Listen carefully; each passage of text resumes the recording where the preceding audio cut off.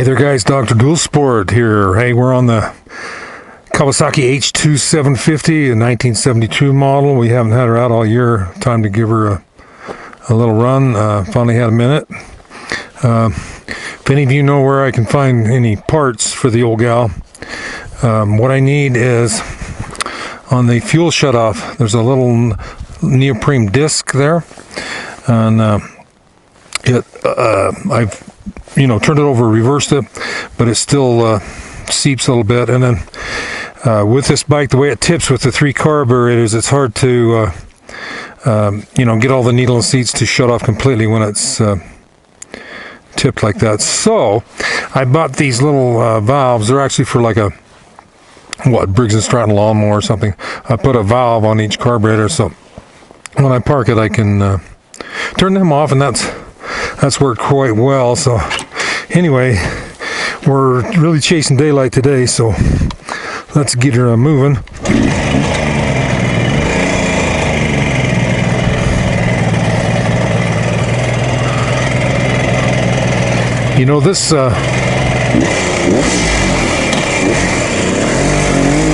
This bike is actually different, a lot different than any bike I have ever ridden.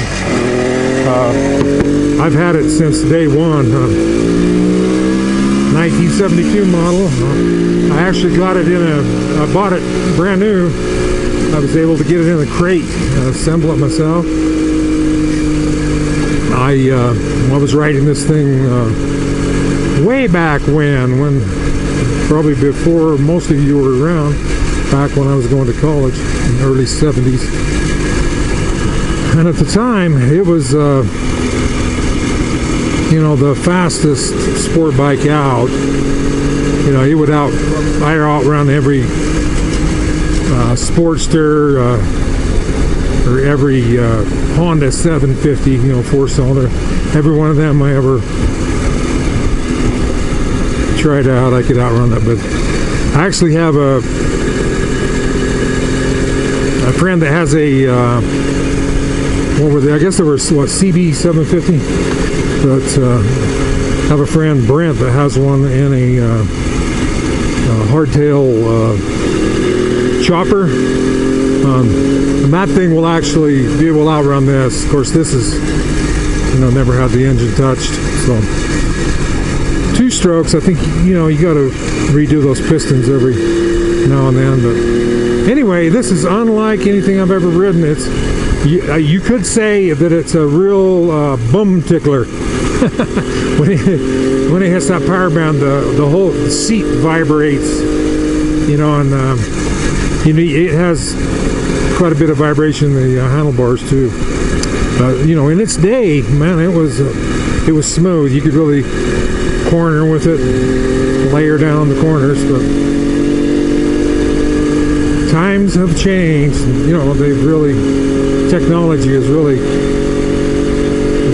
made great leaps. The sport bikes they have now are just, I've often said I'm glad I don't have one of those now, because I would get in trouble. A lot of the sport bikes will go like 150 miles an hour or more.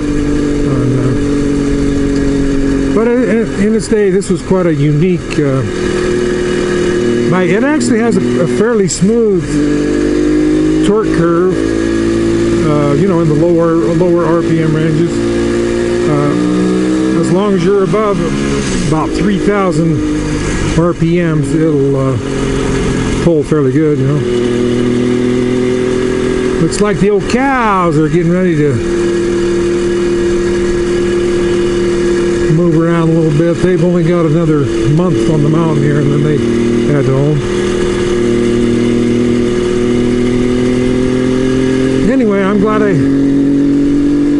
get out on the old gal here. She's still fun to ride. I don't know why it is, I've been so busy this summer that I haven't had time to ride at all. I did a week or so ago get away, and I was able to go over to Macleod, Colorado, and ride with some friends over there at the Trail Taker event, riding some dirt roads and stuff and trails, and that was really a blast. It's great to get together with people and hang out and visit and ride. And I really love it. But anyway, I'm glad we got on the old bike tonight. We're just gonna ride up just a bit here to the lookout. There's like a lookout over the backside of the Mount Nebo. I think we'll just turn around there. That'll be good enough. So.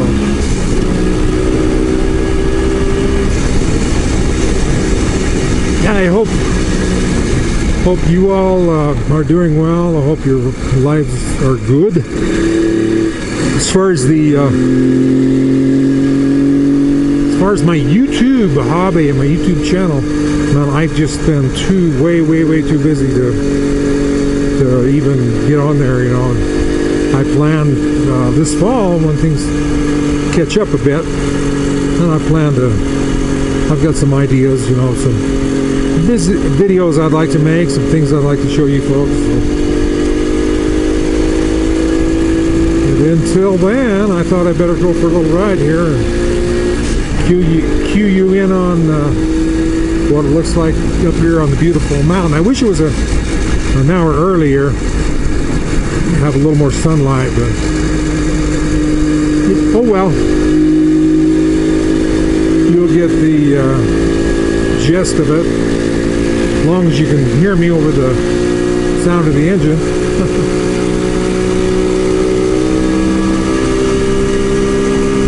Kind of interesting, you know, some of the sport bikes they have now go very high RPM. You know, of course they're 4-stroke, but some of them go like 15, 16, 17,000 RPM. Can you imagine a piston going up and down that much? Now the red line on this is gosh, looks like it's about 7,300, so it's not really that high.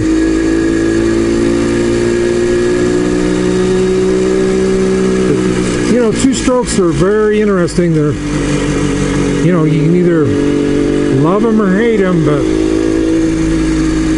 it is quite a neat technology being able to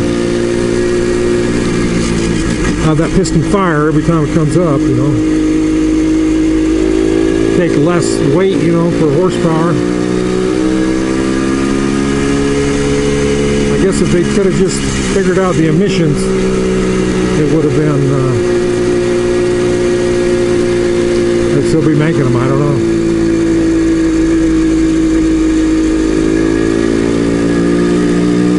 Anyway, the old gal still runs pretty good for what she is, you know. It's kind of like me, we're kind of in the same era. I'm getting old. This old bike, it's, you know, its body's getting old and its engine's getting old. Its body parts are getting old, and that's the way I am. I'm getting older every year. You know, it seems like this year I've had more trouble with, I guess, you know, your skeleton, you know, because all these years your skeleton has supported your body and done all that work, and I think you know, all of the joints of each bone where they connect together, they begin to kind of wear and stuff, you know. And I don't know if it's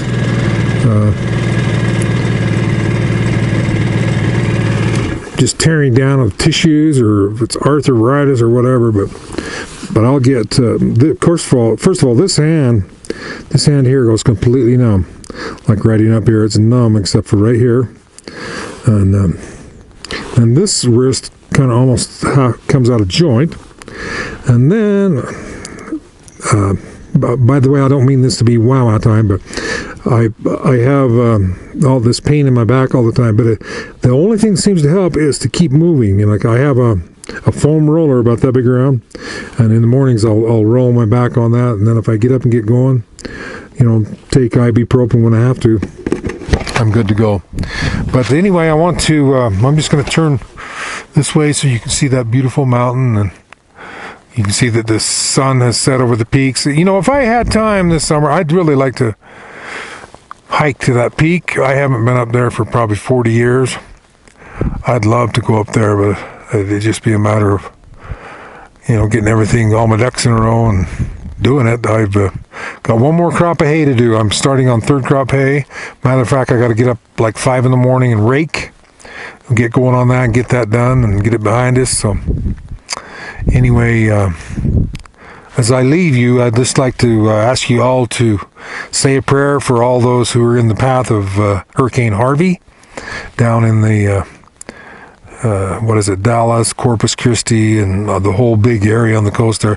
Can you imagine getting 50 inches of rain, getting your house and buildings blown away, and your everything flooded? I actually on Facebook saw a picture of a garage that was full of motorcycles, and it was full of water up to the handlebars. Can you imagine how sad some of them guys would be? It just totally ruined the bikes. So anyway,